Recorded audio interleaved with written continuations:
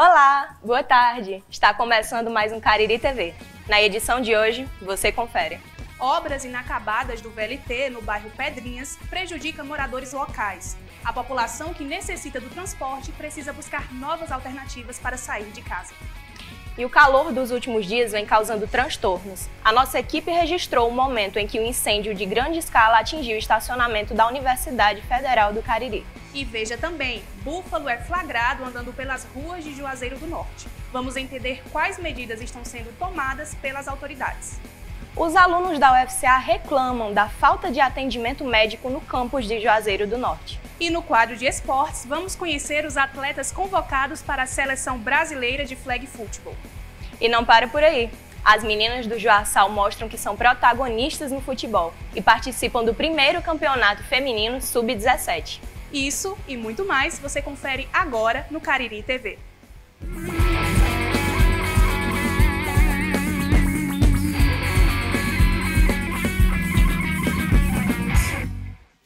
Começamos esta edição do Cariri TV falando das mudanças no trânsito em Juazeiro do Norte.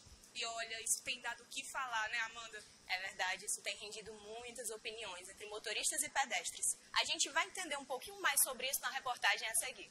Se você está acostumado a circular pelo município de Juazeiro do Norte, deve ter notado um aumento no número de rotatórios.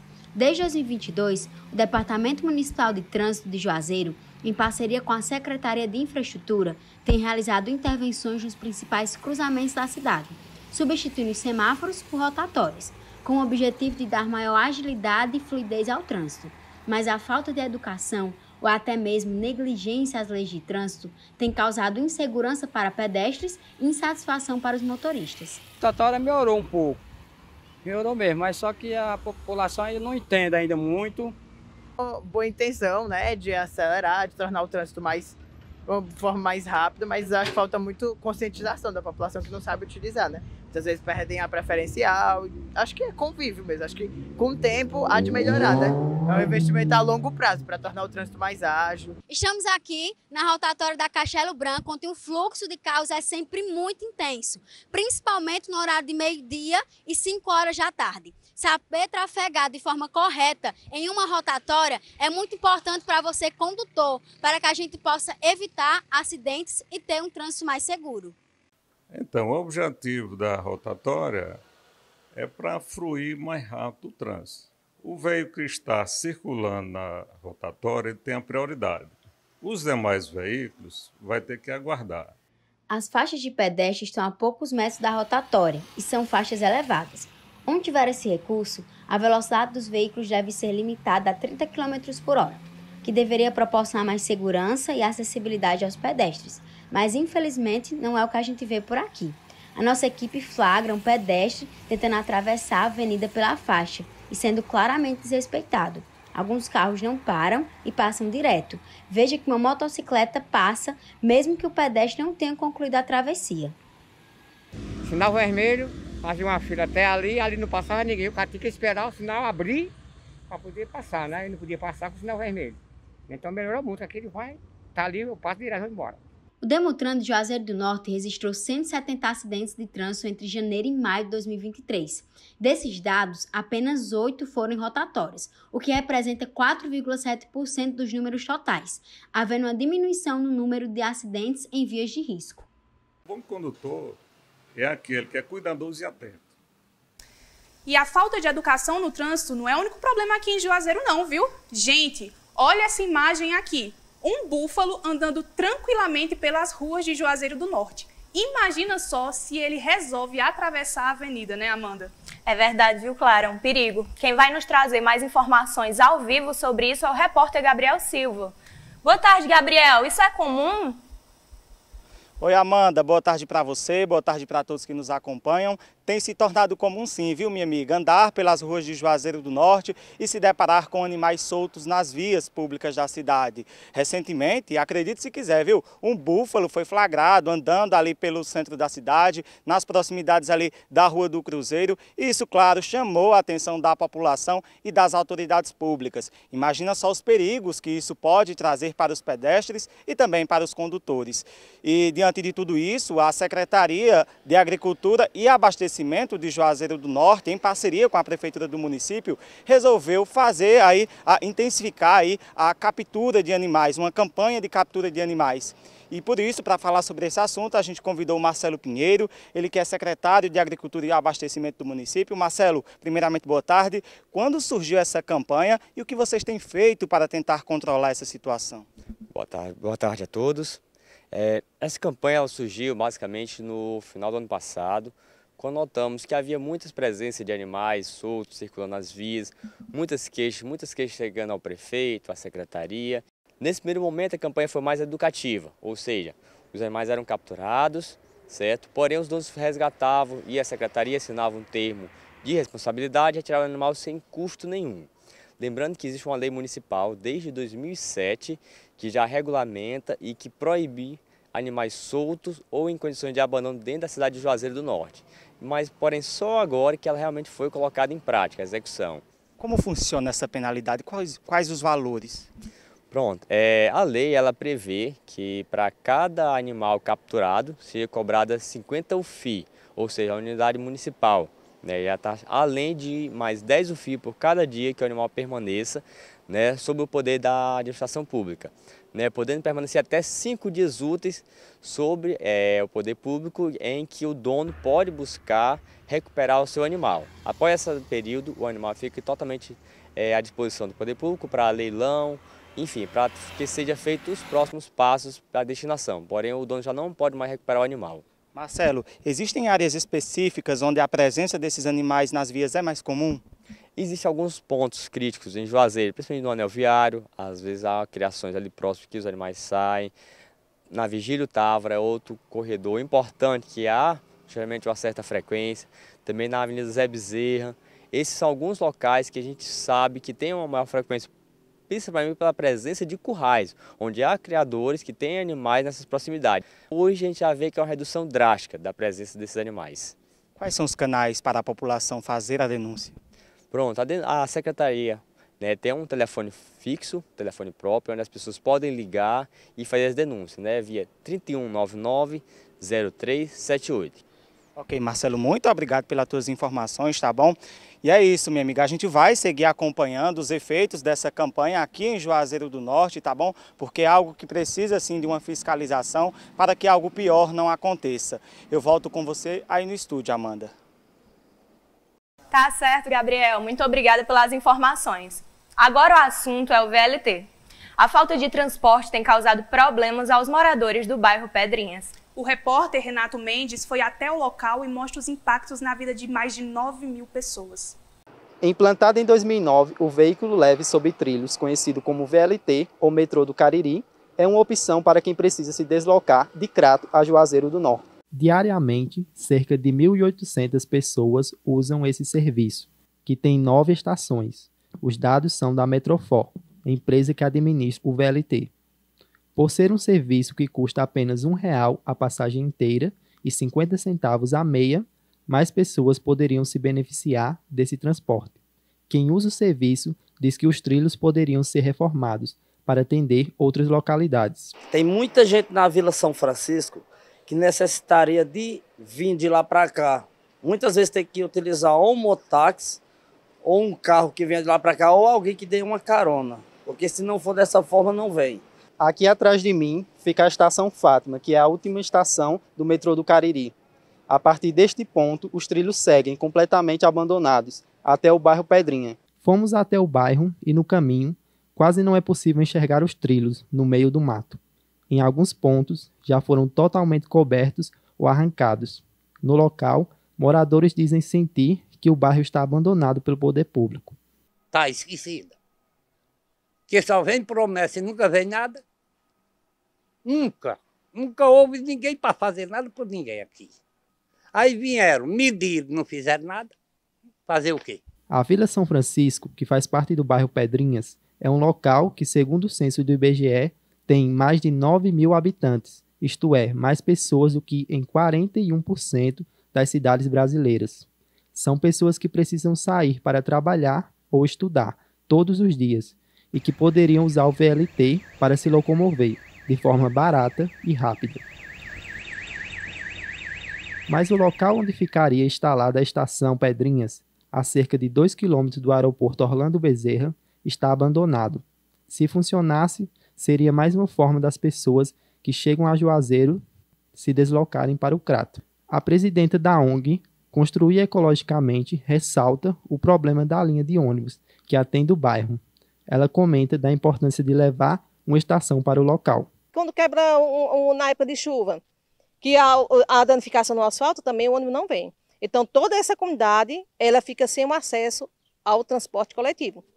Fica fora a exclusão social, né? Por esse fato de não ter o acesso ao transporte público. Esse metrô vindo até aqui, as pessoas que trabalham no Crato, que estudam no Crato, que trabalham no centro da cidade, então eles teriam esse acesso. Então, isso é um sonho para essa comunidade, que este metrô venha até as Pedrinhas. A produção entrou em contato com a Metrofor, mas não obteve respostas até o fechamento desta edição. E no próximo bloco, altas temperaturas têm causado transtornos à população da região. E no esporte, destaque para o flag futebol e o futebol feminino.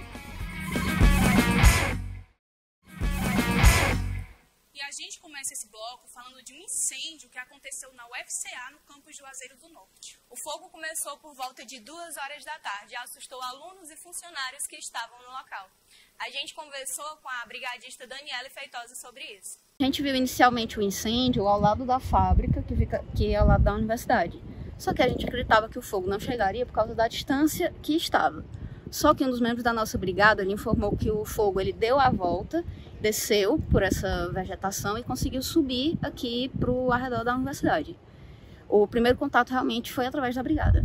E a gente está numa época de calor incomum, que a gente está com muita vegetação seca e está com incidência de fortes ventos. Então, se ele tiver uma fonte de calor suficientemente forte, ele vai ter o combustível para queimar e ele consegue se espalhar rapidamente.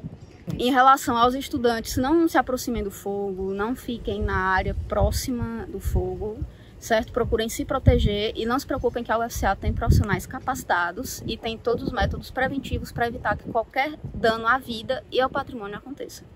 Ainda falando sobre as altas temperaturas aqui na região, vamos chamar a repórter Lívia Leandro, que está no Corpo de Bombeiros do Crato, e vai trazer aqui mais informações para a gente. Boa tarde para você, Lívia.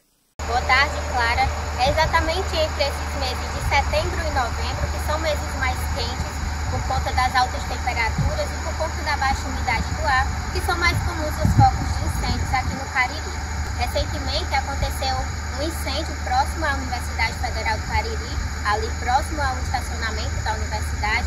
O fogo começou próximo a uma fábrica, né, ali no entorno da universidade, e por conta dos fortes ventos e da vegetação seca, logo se espalhou.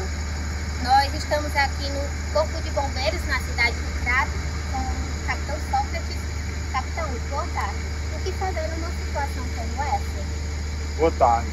Primeiro liga o 93, é o número do bombeiro, aciona a equipe e a equipe vai lá fazer o atendimento, né? Como você bem frisou, o segundo semestre do ano é o período mais crítico do ano para a ocorrência de incêndios florestais. A temperatura geralmente fica acima de 35, 36 graus. A umidade do ar ela baixa muito também e torna a condição propícia para o desenvolvimento do incêndio. Certo. E existem medidas assim que a gente possa tomar para que nossos incêndios não aconteçam? Sim, quem é proprietário de terra, ele pode deixar o terreno dele acerado, já acaba protegendo o terreno dele, a plantação ou um curral. Quem tem lixo, que não faça queima do lixo. Ainda sobre o assunto, nós conversamos também com o Carlos Augusto Pinheiro, ele que é chefe do Instituto Chico Mendes, Araripe, e ele vai falar um pouquinho para a gente como é que funciona o trabalho do Instituto. A gente tem trabalhado incansavelmente para reduzir os índices de incêndio na nossa região. Trabalho de educação ambiental, trabalhos preventivos, até mesmo de combates, principalmente onde ocorrem espécies ameaçadas como o soldadinho do Araripe. E para isso a gente precisa do engajamento não só dos agricultores, mas também dos órgãos ambientais vinculados aos municípios e ao Estado. Isso não quer dizer que não possa ser utilizada a ferramenta do fogo, mas que ela seja a última alternativa e não a primeira alternativa como técnica. A população pode e deve denunciar, e para emergências e denúncias o número é 193, como já foi informado pelo capitão. E agora eu volto com vocês aí no estúdio. Obrigada pelas informações, Lívia. E a gente lembra que, de acordo com o artigo 54 da Lei de Crimes Ambientais, é proibido provocar queimadas. É crime e pode gerar pena de reclusão de até 4 anos. Isso, Amanda. E a punição ela é válida tanto para quem faz a queimada para o desmatamento, como para as pessoas que colocam fogo em lixo doméstico ou em folhas no quintal. Os últimos meses foram marcados pelas altas temperaturas aqui no Cariri. A Gabriele Batista já está no estúdio e vai trazer mais informações para a gente sobre o clima da nossa região. Boa tarde, Gabriele. Tudo bem? Tudo bem, Amanda. Boa tarde, pessoal. É isso mesmo. Segundo a FUNSEMI, essas altas temperaturas influenciam diretamente na baixa umidade relativa do ar. A presença do calor segue forte durante a semana. Apesar disso, Juazeiro do Norte vai contar com o céu parcialmente nublado, mas com poucas chances de chuvas. A mínima será de 22 graus e a máxima de 37. Já a cidade do Crato continua com altas temperaturas e sem nuvens, com mínima de 23 graus e máxima de 38. Em Barbalha, o tempo deve permanecer ensolarado durante os próximos dias, com temperatura mínima de 23 graus e máxima de 34. Para falar um pouco sobre esse calorão, nossa equipe conversou com Meire Sakamoto, a gerente de meteorologia da FUNSEMI. Ela reforça as temperaturas acima da média nos próximos meses. Os meses de setembro, outubro e novembro constituem o que a gente conhece no Ceará como os meses BR ou BRO. Pois é quando o calor é maior ainda aqui no estado. Por quê? É o período em que a incidência de radiação solar se torna mais proeminente, mais forte. E não é um período que não chove, então tem menos nuvens no céu. As chuvas realmente são reduzidas nessa época do ano. O pessoal do Cariri já sabe que as chuvas começam primeiro no sul do estado, porque em dezembro começam as primeiras chuvas da pré-estação chuvosa. Realmente não está fácil lidar com esse calor. Volto com vocês. É verdade, Gabriele. Muito obrigada pelas informações. E ainda sobre esse assunto, a repórter Kailane Xavier traz algumas dicas de proteção para a pele. Durante esse período de temperaturas quentes e calor excessivo, doenças como micoses, brotoejas, queimaduras solares e até câncer de pele se tornam recorrentes, surgindo um alerta para precauções que devem ser tomadas, em especial entre crianças e idosos, que são mais sensíveis às altas temperaturas. Segundo a Sociedade Brasileira de Dermatologia, o uso diário de protetor solar não só deve ser intensificado, como é necessário ter atenção para a hidratação, aumentando a ingestão de líquidos. Roupas e acessórios também são importantes nas condições climáticas atuais. O uso de chapéus, óculos de sol e tecidos de algodão podem prevenir danos e lesões causados pela radiação UV, conforme a recomendação de especialistas. E agora vamos falar de esportes aqui no Cariri TV. David Braga está aqui no estúdio e vai trazer informações do mundo do esporte pra gente. Olá, David, boa tarde. Olá, meninas, boa tarde para vocês e boa tarde para você que acompanha o Cariri TV. Já começo trazendo informação que não vai agradar os torcedores do Fortaleza. Isso porque o time foi derrotado na final da Copa Sul-Americana pela equipe da LDU do Equador no jogo que foi disputado no último sábado lá no Uruguai. Apesar da derrota, o Fortaleza vai receber uma premiação em dinheiro no valor de 2 milhões de dólares, o que equivale a mais ou menos 10 milhões de reais. De qualquer forma, parabéns ao Fortaleza por ter representado o nosso estado e ter chegado a uma final inédita em competições internacionais. E falando de conquistas cearenses, as garotas do Cariri abrem mais espaço a cada dia no cenário esportivo. O time do Joaçal disputou a primeira competição de base do futebol do Ceará. A repórter Luana Juca nos conta os detalhes dessa história. Muitas pessoas falam que futebol não é para mulheres, mas aqui no Cariri, uma equipe está mostrando que essa história precisa mudar.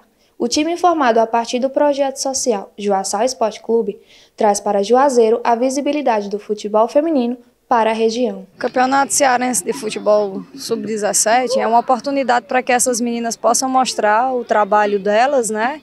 E o trabalho do projeto que vem sendo desenvolvido ao longo de quase 2 anos aí com essa categoria. Agora a gente está tendo a oportunidade de mostrar o nosso futebol, mostrar que nós mulheres, apesar da pouca idade também, gostamos desse esporte, que é um esporte que nós mulheres e como os homens podemos praticar. E o campeonato cearense só está aí para provar cada vez mais disso, com as equipes vindo aí e mostrando que a gente é bem capaz. Atualmente, o projeto atinge mais de 20 meninas que têm a oportunidade de mostrar o seu talento com a bola em competições oficiais, como o Campeonato Sub-17 Feminino. A paixão pelo futebol não é recente. A vontade de fazer o que gosta é evidente nas atletas, que não escondem a sua alegria em participar da competição. Estou emocionada, com a sensação que a gente pode levar esse título para a nossa equipe. Bom, eu estou muito feliz.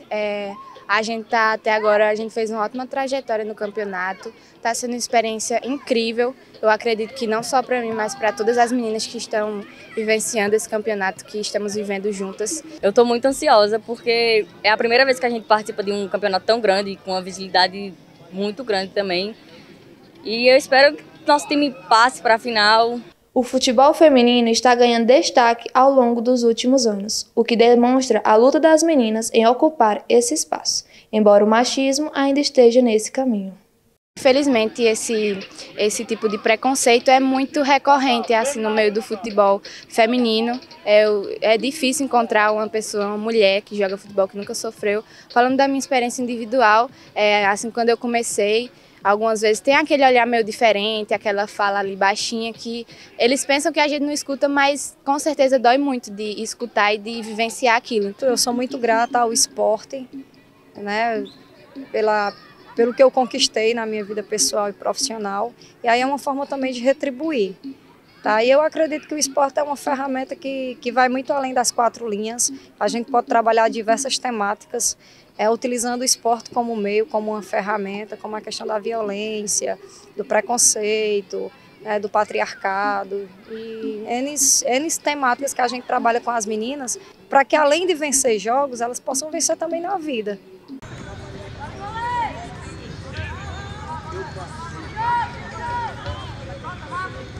Bem, e o Juaçal chegou até a semifinal do Campeonato Cearense Sub-17 Feminino, foi eliminado pelo Ceará e agora as meninas se preparam para a competição da categoria adulto.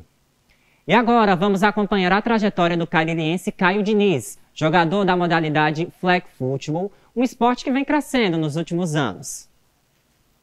O esporte caririense segue bem representado. Em julho desse ano, o juazeirense Caio Diniz, atleta do Cariri Raptors, foi convocado para a Seleção Brasileira de Flag Football. Ele tem 31 anos e embarca no início de setembro para os treinamentos em Camaçari, na Bahia. A pressão é muito alta, muito forte mesmo. Para quem ainda não conhece, o flag é uma modalidade parecida com o futebol americano e se diferencia pela ausência de contato físico direto entre os atletas, apesar do objetivo ser semelhante, o avanço à zona adversária. Além de Caio, o atleta Denilson Pereira, de 26 anos e que também é de Juazeiro, foi chamado para os treinamentos e está representando o Teresina Warriors do Piauí.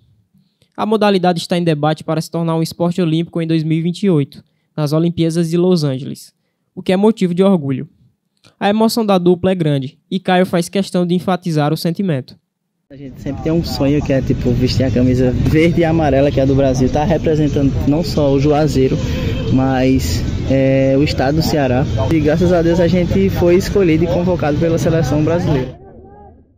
Parabéns pelas vitórias desses atletas e a gente lembra que em 2028 o Flag Football será a mais nova modalidade dos Jogos Olímpicos de Los Angeles. Bem, essas foram as informações esportivas de hoje. Devolvo para vocês, meninas, até a próxima. Muito obrigada pelas suas informações, David, e até a próxima. A seguir, falta de atendimento médico na UFCA, Campus Juazeiro do Norte, preocupa estudantes. E na nossa agenda cultural, vamos mostrar alguns lugares da nossa região para você incluir no seu passeio.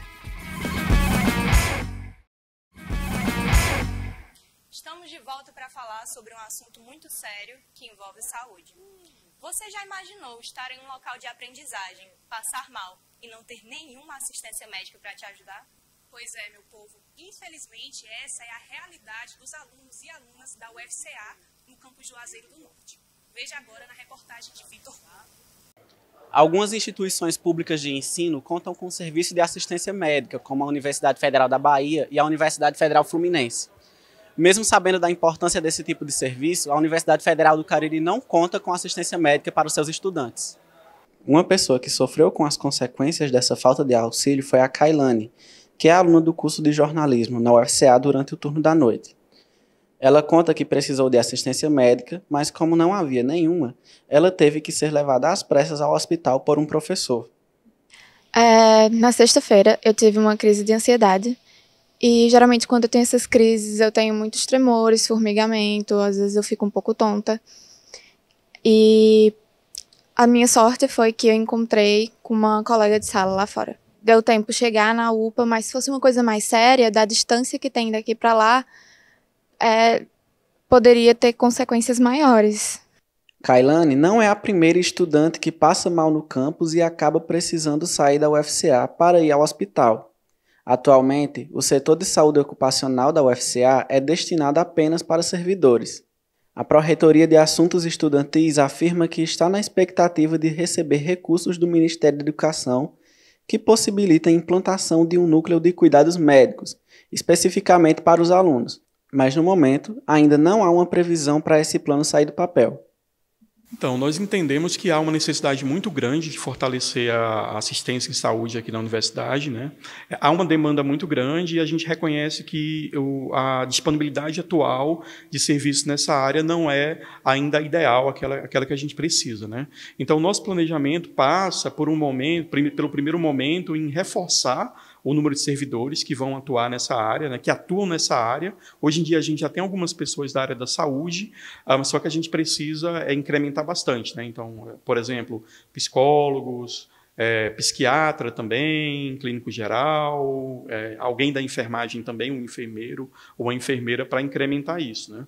Uma consequência dessa falta de auxílio profissional de saúde na universidade é que outros servidores acabam ajudando os alunos. Foi o caso de Adenildo Andrade, o porteiro da UFCA, que falou que houveram algumas situações em que ele precisou acolher estudantes que estavam precisando de atendimento médico, mas tiveram que pedir ajuda a ele devido à inexistência de um pronto atendimento no campus. Já houve 2 casos, certo? Como a gente não tem enfermeira ou assistência na parte médica à noite, o que eu faço é encaminhar para a sala de recepção, onde tem um ar-condicionado, e chamar o SAMU, alguns casos que o aluno também me autoriza eu chamar, certo? Nos outros 2 casos não teve necessidade de chamar o SAMU. E mudando de assunto, vamos falar de religiões de matrizes africanas aqui no Cariri. Existem terreiros de Umbanda e Candomblé que são diferentes entre si. E quem nos leva a conhecer mais sobre a cultura afro-brasileira é a repórter Beatriz Silva. O que é ser de Candomblé? Para minha vida, é minha essência.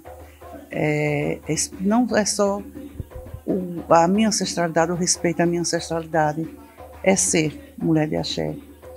Complicado, muitas vezes, difícil muitas vezes, devido ao racismo religioso, né?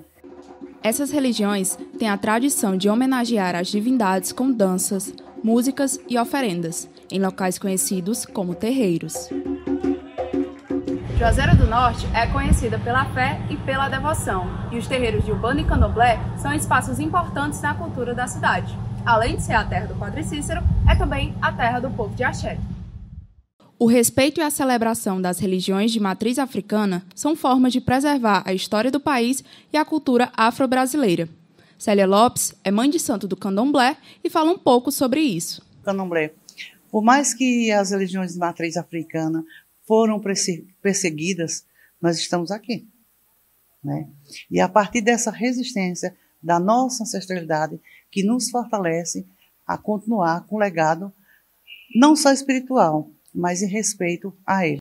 Francisco Alves também é pai de santo, mas do Centro de Umbanda São Jorge Guerreiro. Eu me sinto uma pessoa livre e aconselho aqueles que estão bem prestados da Umbanda não se sentirem envergonhados, porque muita gente precisa da Umbanda.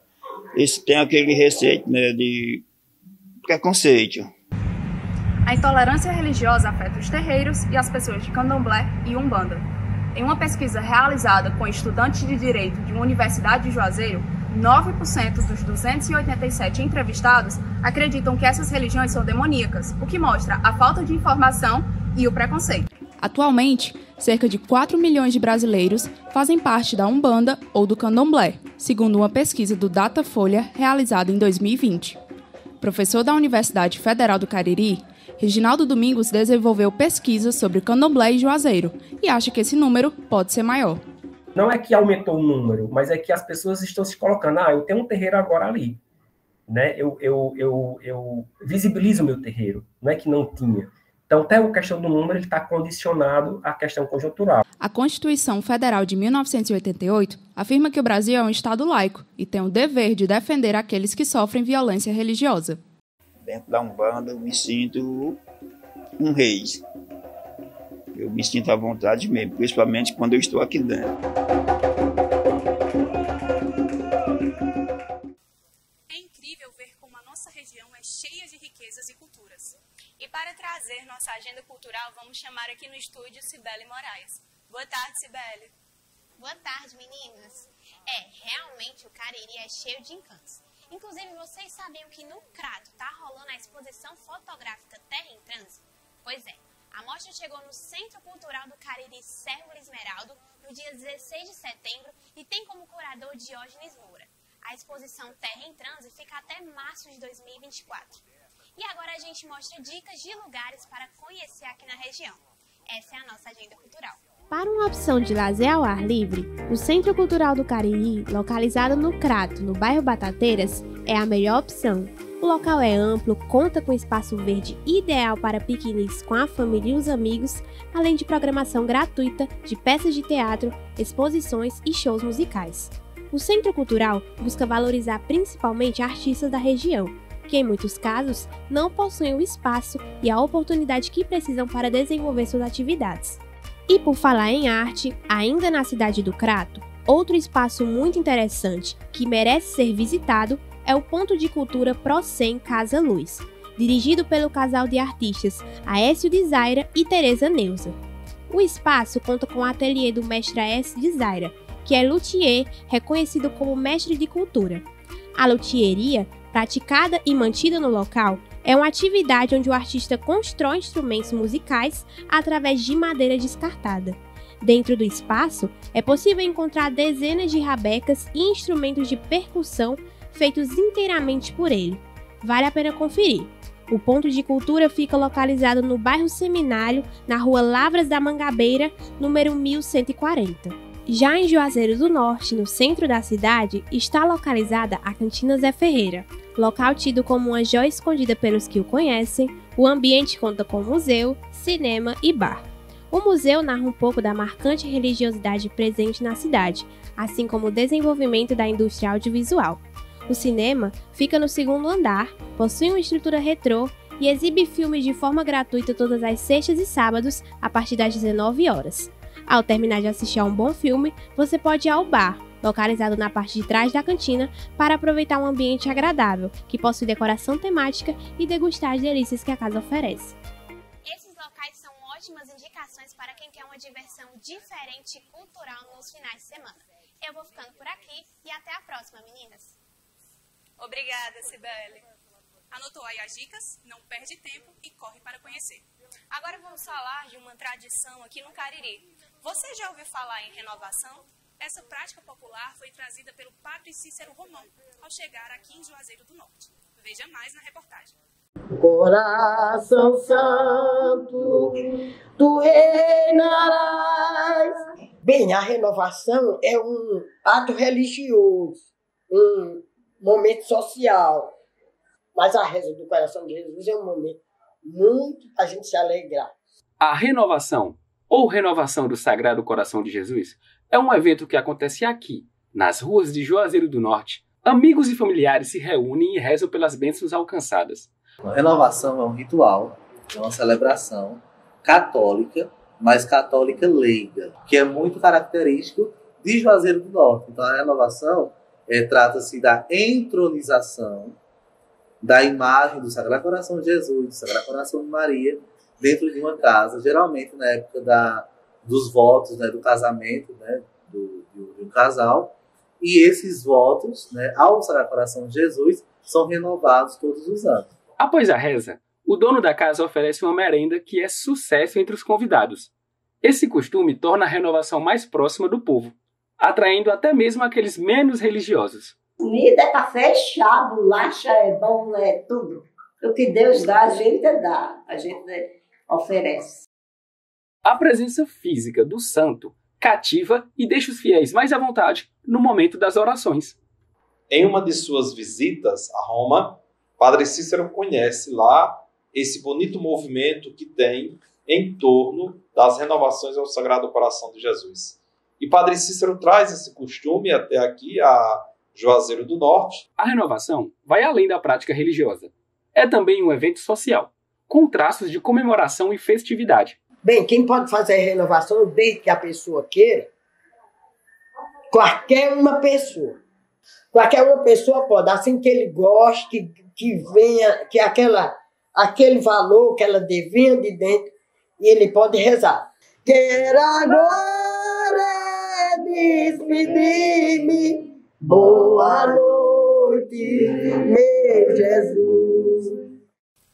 O professor e jornalista José Anderson Santos nos deixou no dia 11 de setembro de 2023, aos 69 anos. A história dele foi marcada pela dedicação ao jornalismo e ao ensino, especialmente na Universidade Federal do Cariri. Anderson também trabalhou como editor de cultura do Jornal Diário do Nordeste durante 28 anos. Defensor do jornalismo impresso, inspirava estudantes, profissionais da área e todos aqueles que o conheceram. Anderson ajudou a formar vários jornalistas, inclusive essa equipe do Cariri TV. Ao nosso eterno professor, muito obrigada por seu exemplo, por sua dedicação e principalmente por sempre nos motivar com suas palavras. E assim encerra esta edição do Cariri TV. Até mais. Até mais.